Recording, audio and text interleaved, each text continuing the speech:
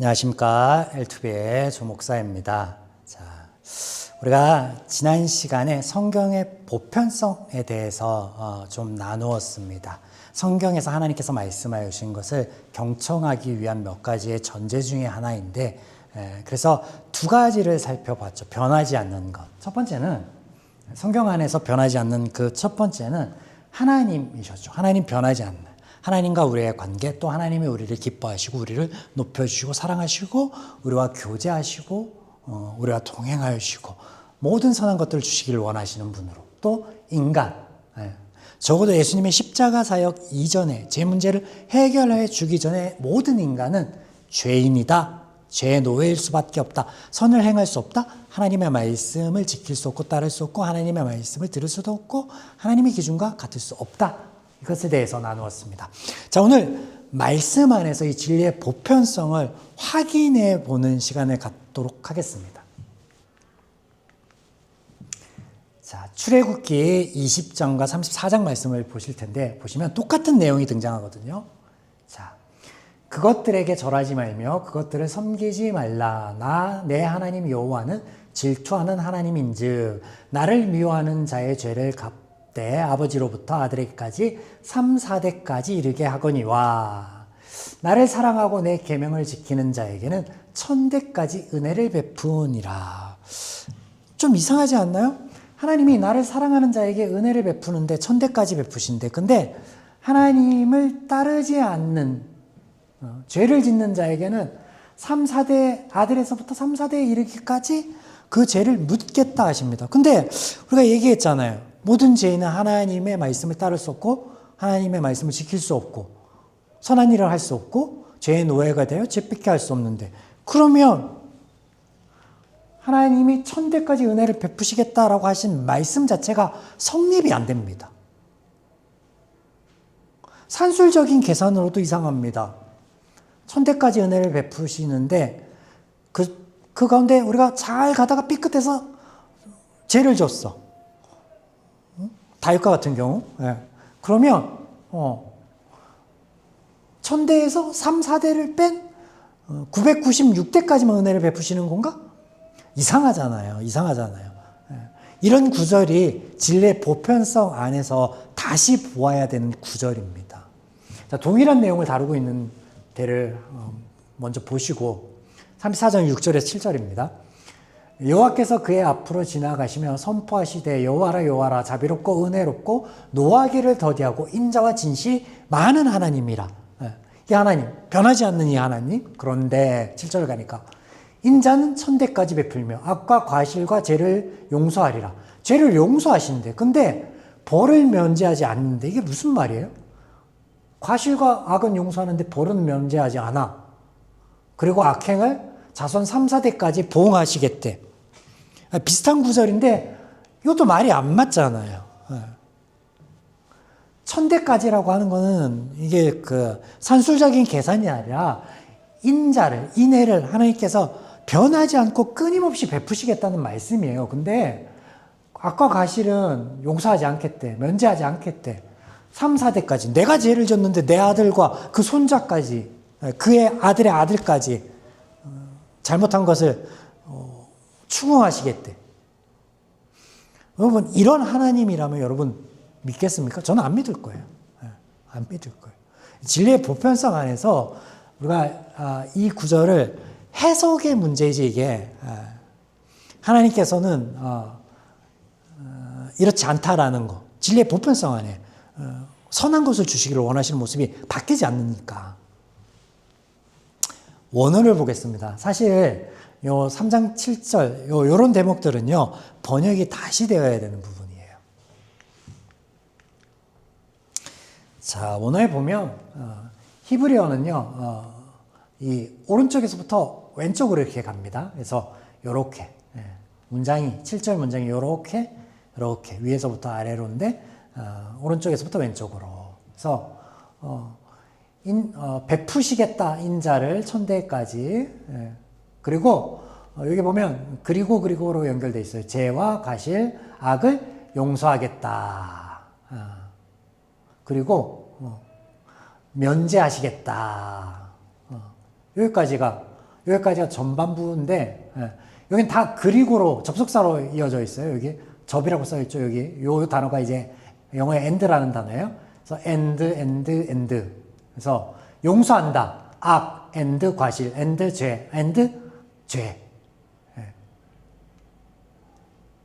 그리고 후반 문장은 이 알이라는 문장으로 시작되는데 이게 히브리어의 부정사예요. 부정사. 낫으로 시작되는 문장, 영어의 낫으로 시작되는 문장, 이 부정사로 시작되는 문장은 긍정이 아니라 부정 의미를 갖는 거잖아요. 뭐뭐하지 않는다라는 의미를. 그러면 이 뭐뭐하지 않는다라고 하는 것이 문장 초반에 등장해서 이 뒤에 있는 모든 문장들은 요 not이라는 거, 뭐뭐하지 않는다라는 내용을 받는 거단 말이에요. 그러면 무슨 말이냐면, 자, 보응하고 형벌을 내린다, 악에 대해서. 그런데 not이니까 뭐라고요? 내리지 않겠다라는 거예요. 내리지 않겠다.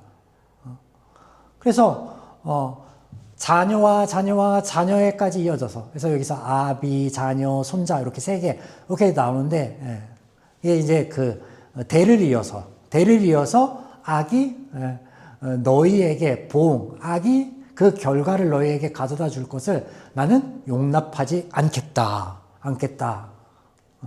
3대, 3, 4대까지 이어지는 것을 나는 용납하지 않겠다. 그럼 무슨 말이에요? 하나님의 은혜를 베푸셔서 악이 대물림되는 그 가운데 이것이 이어져서 너희의 삶이 피폐해지지 않도록 해 주시겠다라는 원어의 문장이란 말이에요. 번역이 잘못되었죠.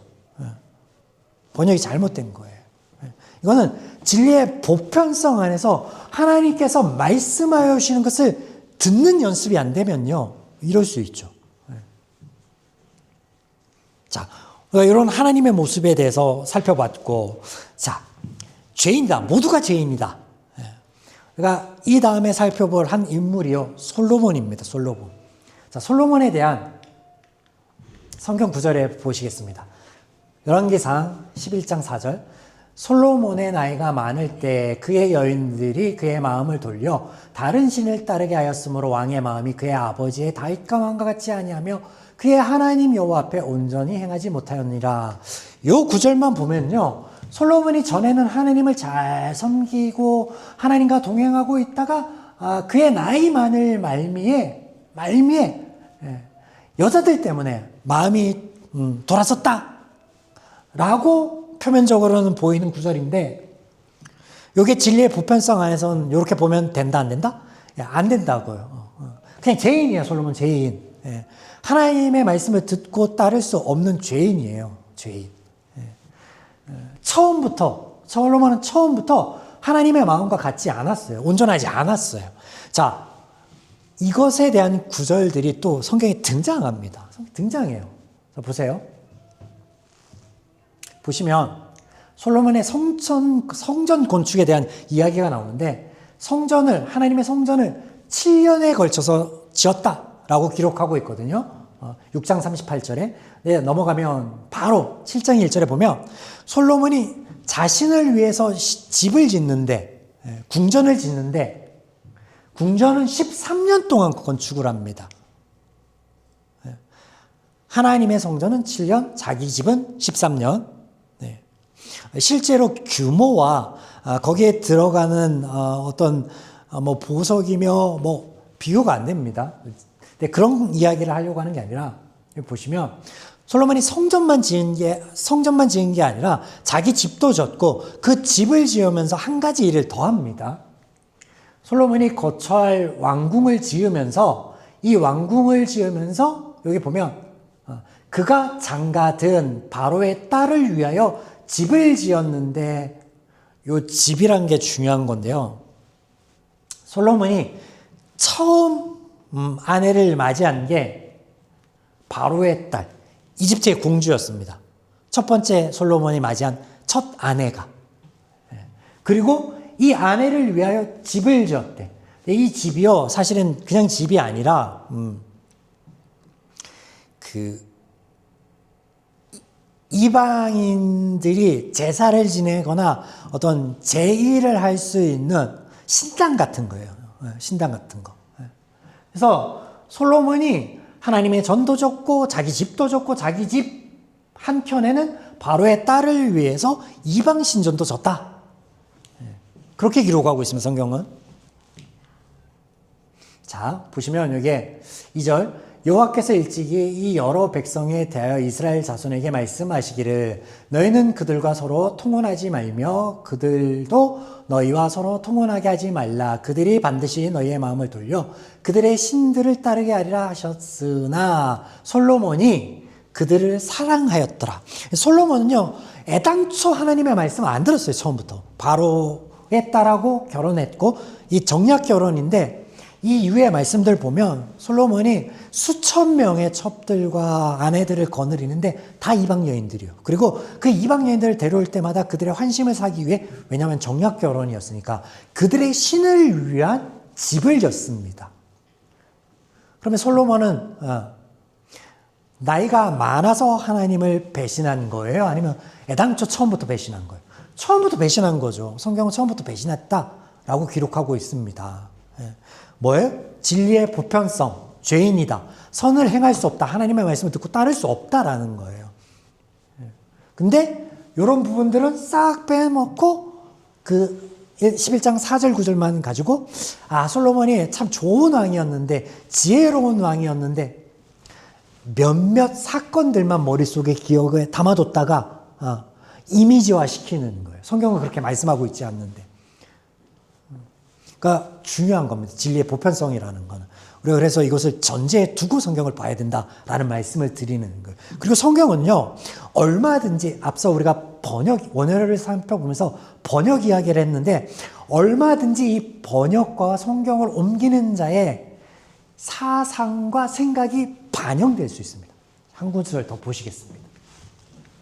예수님의 비유의 말씀 중에 두 명의 아들이 있는데 첫 번째 아들에게 일을 해라 안 하고 날 좀 도와달라 두 번째 아들도 안 하고 그런 이야기를 하시는 거예요. 그러다가 돌아오는 아들이 있었죠. 그때 물어보는 거예요. 너희가 볼 때에는 누가 잘한 것 같니? 그래서 우리말 성경에 보면 그들 중에 누가 아버지의 뜻대로 하였느냐라고 물어보자 둘째입니다 라고 대답하였다 라고 기록하고 있는데 이게 지금 여러분들이 우리가 보고 있는 개역 한글 성경에 등장하는 겁니다. 근데 다른 성경들은 또 다르게 나와요. 보시면 세번역에는 첫째라고 얘기하고 현대인의 성경에도 첫째라고 얘기하고 공동번역에도 첫째라고 얘기해요. 근데 우리 성경에만 둘째라고 얘기합니다. 뭐가 맞는 거예요? 원어에는 첫째가 맞아요. 무엇을 얘기하려고 하냐면 앞서 말씀드린 것처럼 얼마든지 성경에 사람들의 생각이 반영될 수 있다는 거예요. 하나님의 말씀은요, 진리의 보편성, 변하지 않는 하나님의 말씀은요, 하나님의 말씀이에요. 변하지 않는 진리예요. 변할 수가 없어요. 근데 이것을 옮기는 과정, 전하는 과정에서 얼마든지 사견이 들어갈 수 있다는 거예요. 설교자들에게도 그럴 수가 있고, 그래서 우리가 이 진리의 보편성, 변하지 않는 어떤 기준을 세우는 게 중요합니다. 그래서 우리가 지난주 또 이번 주에, 이번 시간에, 지난 시간과 이번 시간에 이 진리의 보편성에 관해서 성경을 그러면 이것을 어떻게 보고 어떻게 적용할 건지에 대해서 우리가 좀 연습해보고 나누는 시간을 가져보았습니다. 자, 하나님께서 말씀하여 주시는 것을 경청하자. 오늘 L2B 네 번째 시간이었습니다. 감사합니다.